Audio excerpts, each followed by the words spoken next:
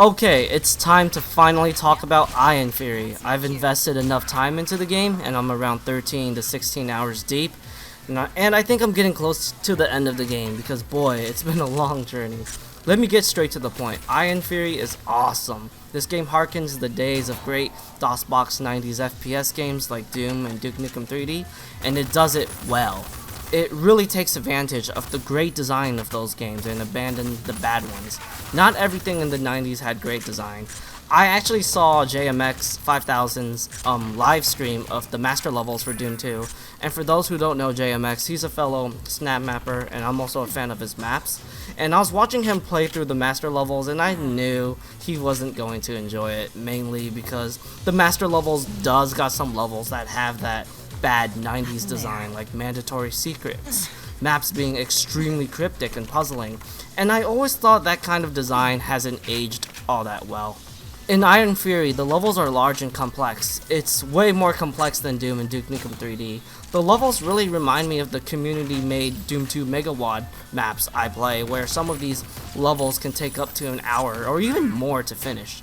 As big these maps are, I think the level designers did a great job at helping people navigate through the maps. These levels will have complicated layouts, and you will kind of end up getting distracted for exploration, but every time I end up exploring for secrets, I always feel like the game still gives you an obvious signal of what you need to do.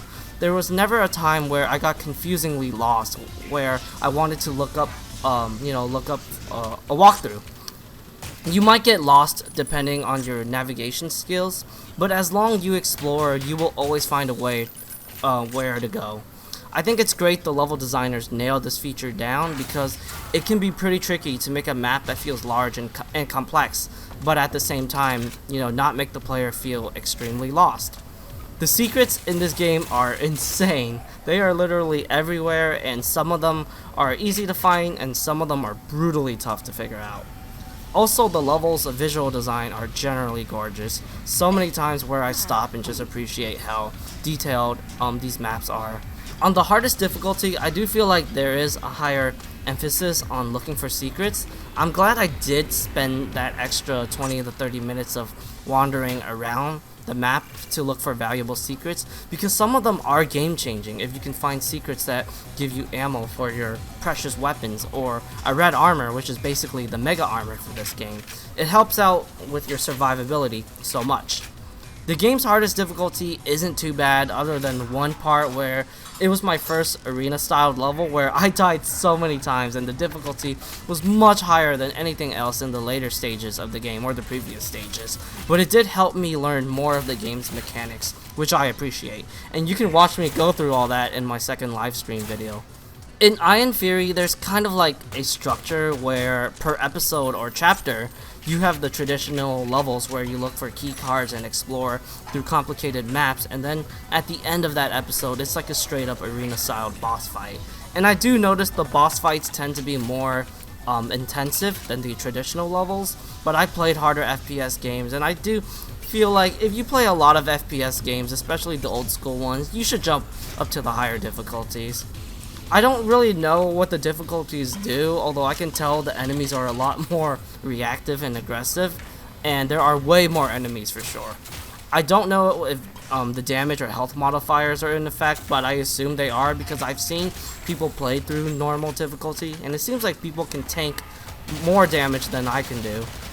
I tend to have to play it more cautiously, and the game doesn't really reward you to go out full guns blazing because there is like a tactical approach, if that makes sense. It's just because the enemies are generally quote-unquote hit scan enemies. They're not actual hit scans, but their projectiles move so fast that it's pretty much identical to hit scan. And the level designers always place them in like corners or areas that you wouldn't notice, like in dark areas. You will bump into these kinds of encounters a lot, and it kind of bothers me because I guess it makes the game not feel as movement based, unlike a lot of these type of games are, and sometimes it kind of destroys this whole old school FPS feeling you would have, since you have to take things slow and you can dodge certain enemies' projectiles, but every time I bump into the hit scan like enemies, I tend to want to find cover because They are pretty accurate, and having cover is the best thing you can do to increase your survivability. But with that said, I still consider Ion Fury to be more in the same vein of the original Doom and Duke Nukem 3D than Doom 2016. I also didn't like how the game constantly did this technique where if you find a key or press a switch and you backtrack, enemies magically appear in that same area you've already been through. This game does this a lot. Like, I lost count and I never thought I would complain about this design choice, but it's just annoying, and these types of encounters happen so often and they kind of don't change it that much compared to the first time you visit that area. I guess the main reason why I don't like it is because it slows down the pacing and it feels like it's just kind of artificially increasing the length of these levels. And I think the more I think about it, my biggest problem with Ion Fury is the lack of great encounters. It does have its fun fights here and there, but there's not much of them that stands out to me, and a lot of them kind of feel similar towards each other when I think about it. The weapons are awesome in this game. They're very standard fare, but they're all well balanced. And you know, it's like the typical shotgun, pistol, fully automatics, but the great thing about Ion Fury was there was never a weapon I feel like I'm favoring more over the other. Like in Doom 2, where I tend to use the super shotgun way more than the shotgun or chain gun, or in Duke Nukem 3D, I tend to favor weapons like the shotgun, Ripper, and RPG. I'm constantly using everything in this game just because of how well-rounded these weapons are, and they are all usable for many situations or types of enemies. Like the chain gun seems to be the game's BFG, and it's good against like these large hound things. That reminds me of the Fiend from Quake 1. I did mention about the hit scan enemies, and generally those are the kinds of enemies you'll be fighting majority of the time. And there are like these like annoying type of enemies like the little head crab spiders and these flying robot guys, and they're not really easy to hit, and it does bother me at times of how frequent you have to fight these guys, but I think it doesn't bring down the game too much. Then there are some of the more interesting enemies like these fleshless cyborgs. I mean not fleshless, they're more like skinless. But these guys are very fun to fight because they're very unpredictable.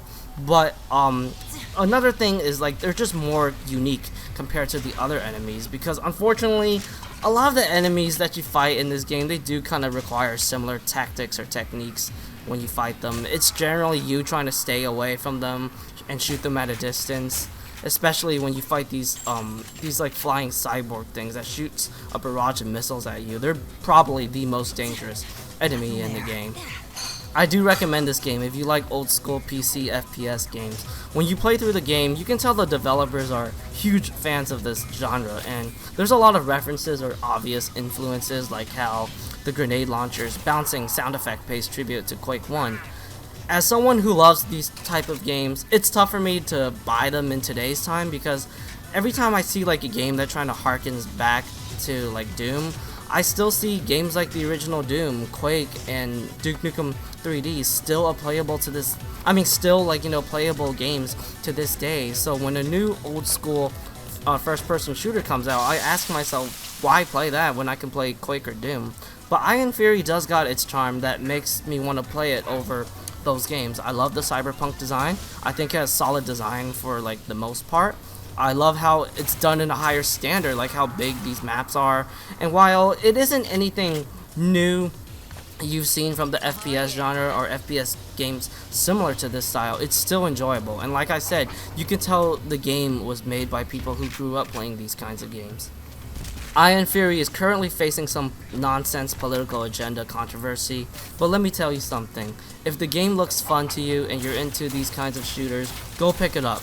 I don't believe the way the developers responding to all the criticism from Reset Era was the right move, but I do believe it won't take away what makes Ion Fury an enjoyable and great game. For $25, you get a lot of value in this game, and I'm only like around 13 to 16 hours into the game, and I'm still not done with it. And I do plan on coming back for a second playthrough.